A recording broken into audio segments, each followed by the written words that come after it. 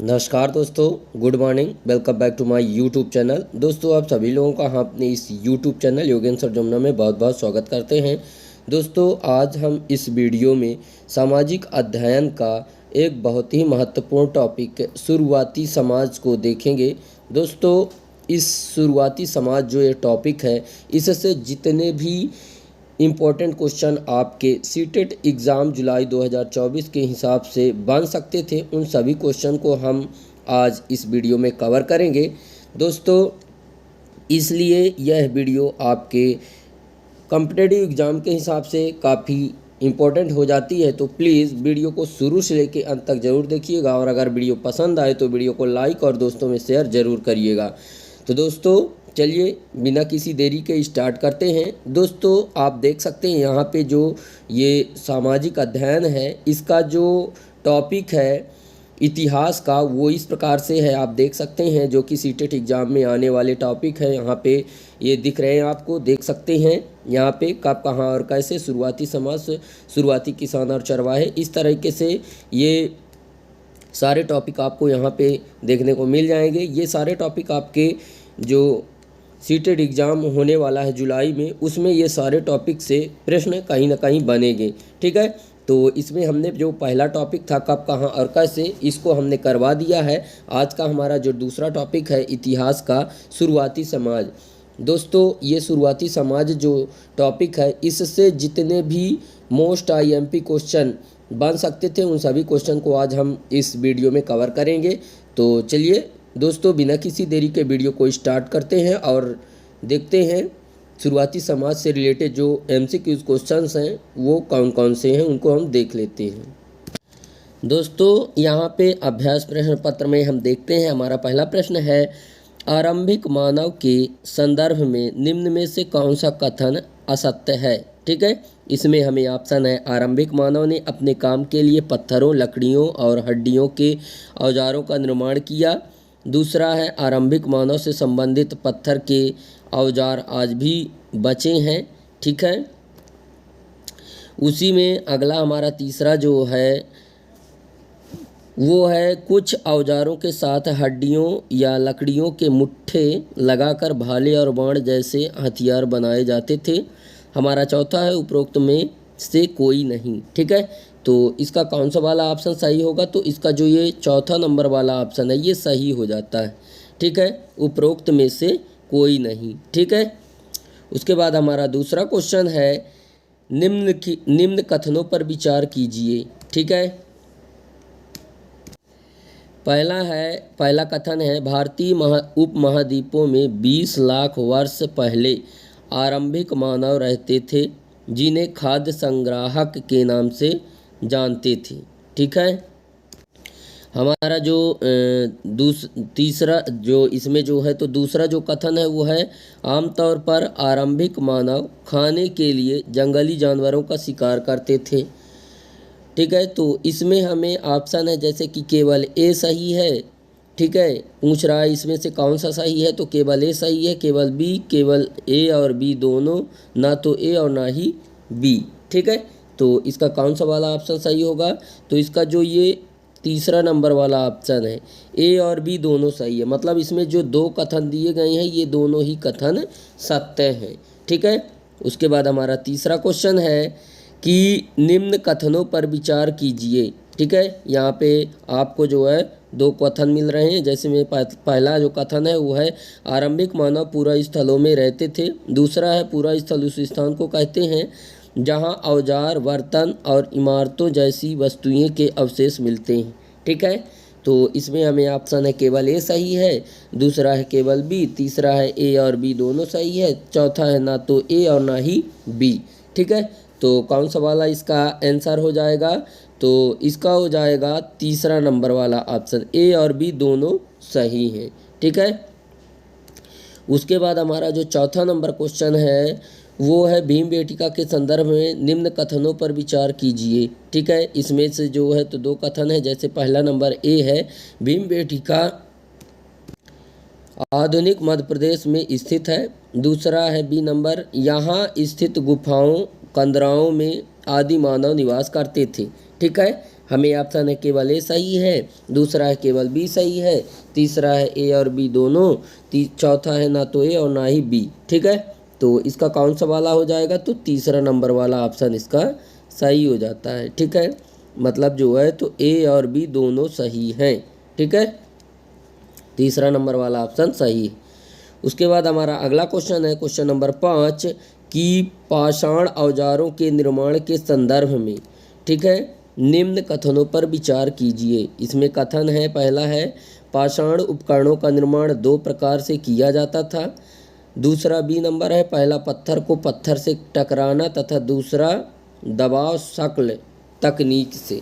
ठीक है, दूसरा क्या है, दूसरा दबाव शल्क तकनीक से। ठीक है, तो इसमें हमें 4 ऑप्शन है, पहला है केवल ए, दूसरा है केवल बी, तीसरा है ए और बी दोनों और चौथा है ना तो ए और ना ही सी। ठीक है, तो कौन सा कथन जो है तो सत्य है, तो इसका जो है तो हो जाएगा तीसरा नंबर वाला ऑप्शन, ए और बी दोनों, जो ये 2 कथन हैं ये दोनों ही कथन सत्य हैं। ठीक है, हमारा अगला क्वेश्चन है आग की खोज के संदर्भ में निम्न कथनों में कौन सा कथन सत्य है आग की खोज के संदर्भ में। ठीक है, तो इसमें से पहला जो है ऑप्शन वो है आधुनिक आंध्र प्रदेश स्थित कुरनूल, ठीक है, क्या कुरनूल गुफा में राख के अवशेष प्राप्त हुए हैं। दूसरा है आरंभिक लोग आग जलाना सीख गए थे। ठीक है, और तीसरा है इसी में जो है तो मानव को आग की जानकारी निम्न पूरा पाषाण काल में हुई थी। ठीक है, और चौथा है उपरोक्त सभी। ठीक है, तो इसमें कौन सा वाला ऑप्शन सही हो जाएगा, तो इसका जो ये उपरोक्त सभी है ये चौथा वाला ऑप्शन इसका सही हो जा रहा है। ठीक है, उसके बाद हमारा क्वेश्चन नंबर 7 है निम्न कथनों पर विचार कीजिए। इसमें से जो है तो कथन ए है भारत में पूरा पाषाण काल के दौरान शुतुरमुर्ग होते थे। ठीक है, बी नंबर ऑप्शन है शुतुरमुर्ग के अंडों के अवशेष महाराष्ट्र के पटने पूरा स्थल से प्राप्त हुए हैं। इसमें ऑप्शन है केवल ए सही है, दूसरा है केवल बी, तीसरा है ए और बी दोनों, चौथा है ना तो ए और ना ही बी। ठीक है, तो इसका जो तीसरा नंबर वाला ऑप्शन सही है, मतलब ए और बी दोनों सही है, मतलब भारत में पूरा पाषाण काल के दौरान शुतुरमुर्ग होते थे। दूसरा भी सही है कि शुतुरमुर्ग के अंडे के जो अवशेष हैं वो महाराष्ट्र के पटने पूरा स्थल से प्राप्त हुए हैं। ठीक है, उसके बाद हमारा क्वेश्चन नंबर जो 8 है उसको देख लेते हैं। इसमें कि नव पाषाण काल के संदर्भ में निम्न कथनों पर विचार कीजिए। ठीक है, पहला कथन है यह 1000 वर्ष से पूर्व से लेकर उसके बाद के काल को नव पाषाण काल कहा जाता है। दूसरा कथन है इस काल में पत्थर के औजार प्राय छोटे हुआ करते थे। ठीक है, तो इसमें हमें ऑप्शन है केवल ए सही है, केवल बी, केवल ए और बी, और ना तो ए और ना ही बी। ठीक है, तो इसका कौन सा वाला होगा, तो इसका यही तीसरा वाला, ए और बी दोनों सही हैं। ठीक है, हमारा क्वेश्चन नंबर 9 है कि निम्न में से कौन सा युग्म गलत है।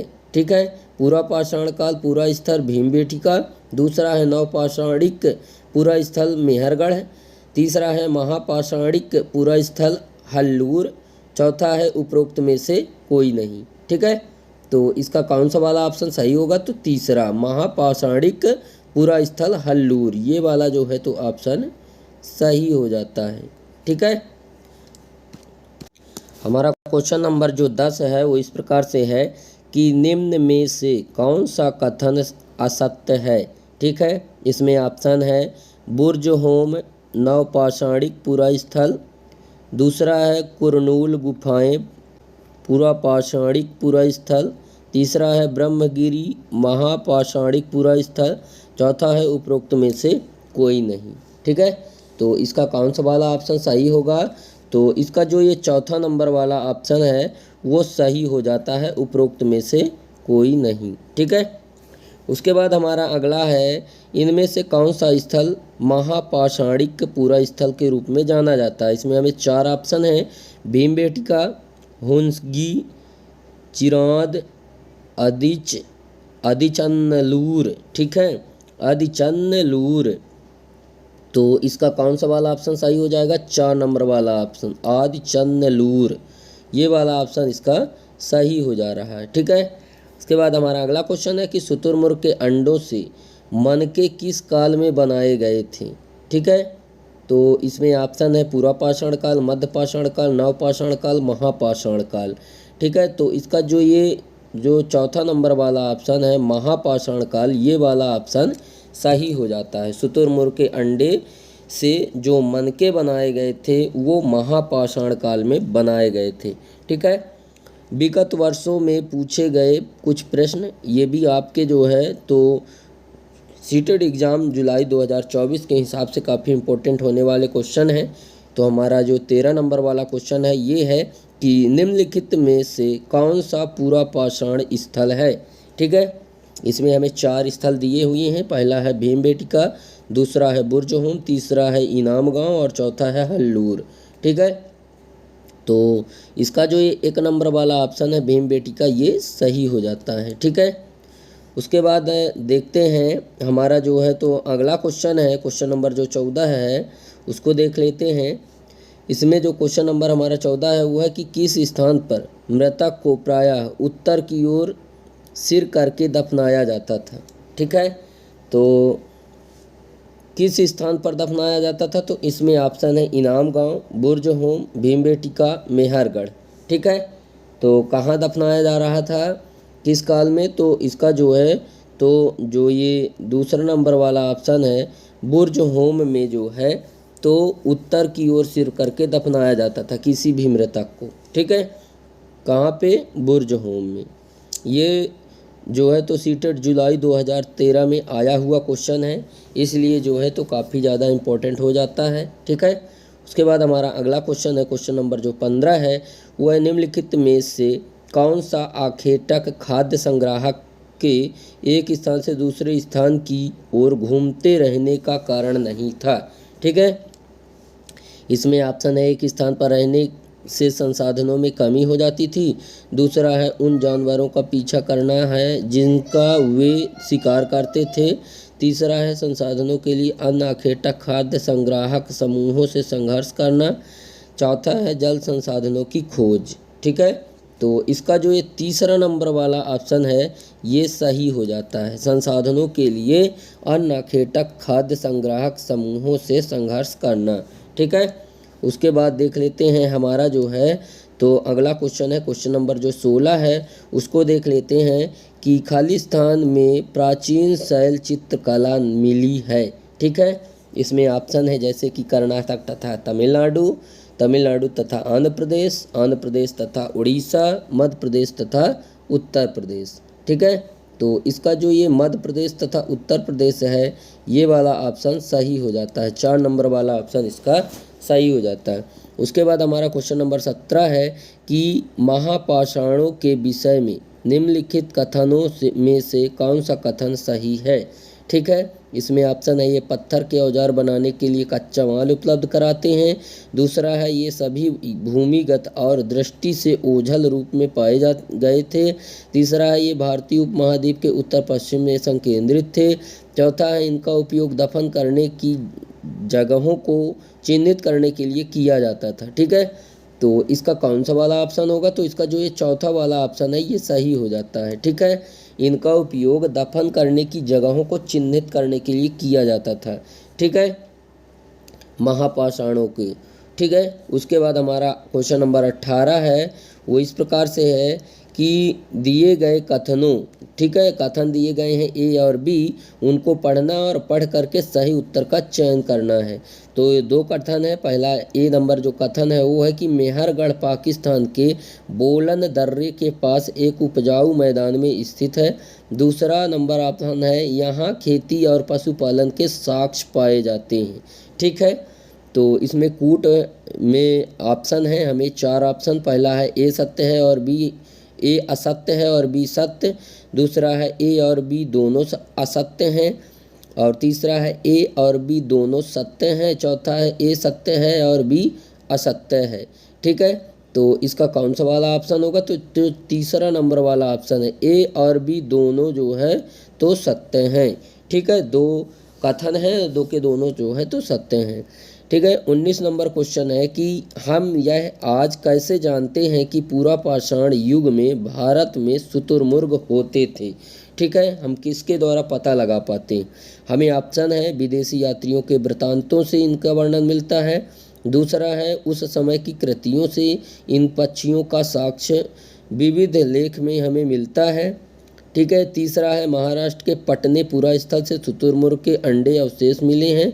चौथा है शुतुरमुर्ग पर मौखिक स्मृतियां हमारे पास दिल्ली के राष्ट्रीय संग्रहालय में अभिलेखित हैं। ठीक है, तो देख लेते हैं, इसमें ऑप्शन तो है नहीं, यही 4 ऑप्शन हैं। तो इन 4 ऑप्शन में जो है तो कौन सा वाला ऑप्शन सही हो जाएगा?